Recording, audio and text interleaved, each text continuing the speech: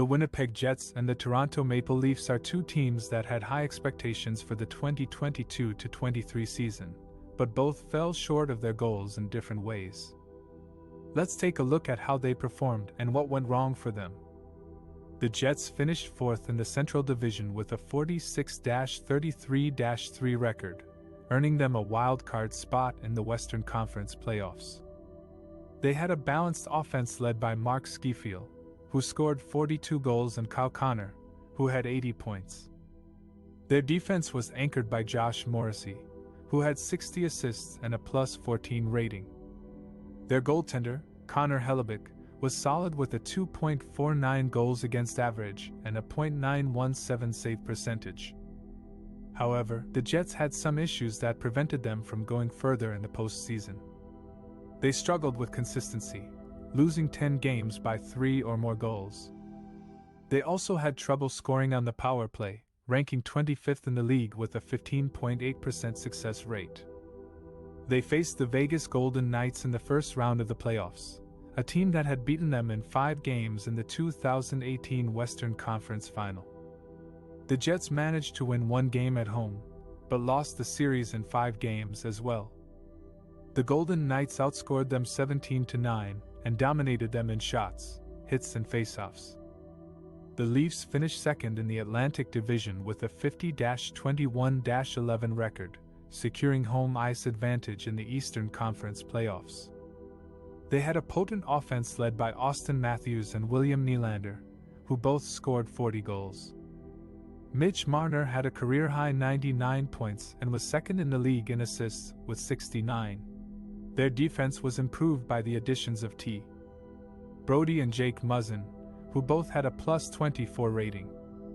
Their goaltender, Ilya Samsonov, was acquired from Washington in a blockbuster trade and posted a 2.38 goals against average and a .921 save percentage. However, the Leafs had some challenges that haunted them in the postseason. They had a history of playoff failures, having not won a series since 2004. They also had a tendency to blow leads, losing 9 games when leading after 2 periods. They faced the Tampa Bay Lightning in the first round of the playoffs, a team that had won back-to-back Stanley Cups in 2021 and 2022. The Leafs managed to break their curse and win their first series in 19 years, defeating the Lightning in 6 games. However, they ran into another Florida team in the second round, the Panthers, who had finished 4th in the Atlantic Division but had a high-scoring offense led by Alexander Barkov and Jonathan Huberdeau. The Leafs lost the series in 5 games, scoring only 9 goals and allowing 18. Both the Jets and the Leafs had promising seasons that ended with disappointment. They will have to regroup and make some changes if they want to ignite their hopes for next season. Both the Jets and the Leafs had disappointing playoff exits last season, losing to the Golden Knights and the Bruins respectively. They have plenty of talent on their rosters, but they also have some glaring weaknesses that need to be addressed if they want to contend for the Stanley Cup next season. Here are some of the changes they need to make in their roster, coaching, and strategy to improve their chances for next season. The Jets need to improve their defense and goaltending.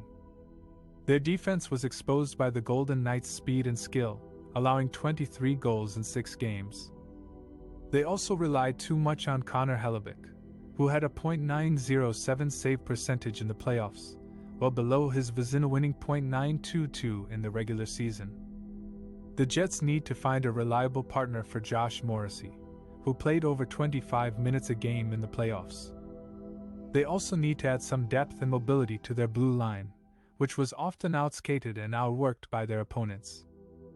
The Jets could look to trade some of their forwards, such as Kyle Connor or Mark Scheifele, who both had disappointing playoff performances, for a top-pairing defenseman or a quality backup goalie.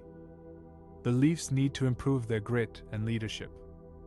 Their offense was shut down by the Bruins' physical and defensive play, scoring only 16 goals in 7 games. They also lacked the killer instinct and resilience to close out the series, blowing a 3-1 lead and losing 3 straight games. The Leafs need to add some toughness and experience to their lineup, especially on their bottom 6 and their defense. They also need to find a way to get more out of their core four of Auston Matthews, Mitch Marner, William Nylander, and John Tavares, who combined for only 5 goals and 13 points in the playoffs. The Leafs could look to trade some of their expensive contracts, such as Nylander or Morgan Rielly, who are both due for raises after next season, for a proven playoff performer or a physical presence. Both teams have high expectations and passionate fan bases, but they also have some tough decisions to make this offseason. They need to address their weaknesses and make some bold moves if they want to ignite their team's hopes for next season. As we all know, the Jets and Leafs fans have had a disappointing offseason after their teams were eliminated from the playoffs by the Panthers and Lightning respectively. But that doesn't mean they have to give up on their hopes for next season. There are many ways that fans can show their support and ignite their team's spirits through social media, merchandise, and attendance. First of all, social media is a powerful tool to connect with players, coaches, and other fans. Fans can use platforms like Twitter, Instagram, Facebook, and TikTok to share their opinions, feedback, memes, videos, and more. They can also follow their favorite players and teams to get updates, behind-the-scenes content, and exclusive interviews.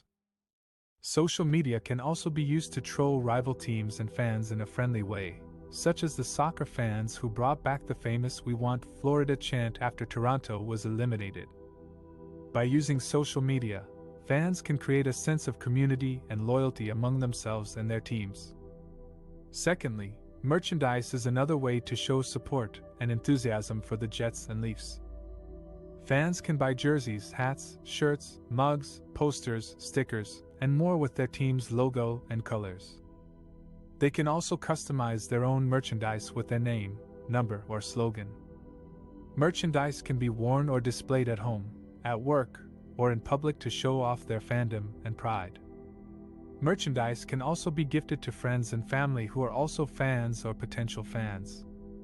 By buying merchandise, fans can contribute to their team's revenue and brand recognition. Thirdly, attendance is the most direct and impactful way to support the Jets and Leafs. Fans can buy tickets to watch their teams play live at home or on the road. They can also attend practices, fan events, charity games, and other activities that involve their teams. By attending games and events, fans can cheer on their teams, create a loud and energetic atmosphere, interact with players and staff, and make memories that last a lifetime. Attendance can also influence the performance of the teams by giving them confidence, motivation, and home ice advantage. In conclusion, there are many ways that Jets and Leafs fans can support their teams through social media, merchandise, and attendance. These methods can help fans express their passion, loyalty, and optimism for their teams. They can also help fans cope with the disappointment of last season and look forward to next season with hope. By supporting their teams in these ways, fans can ignite their team's hopes for next season and beyond.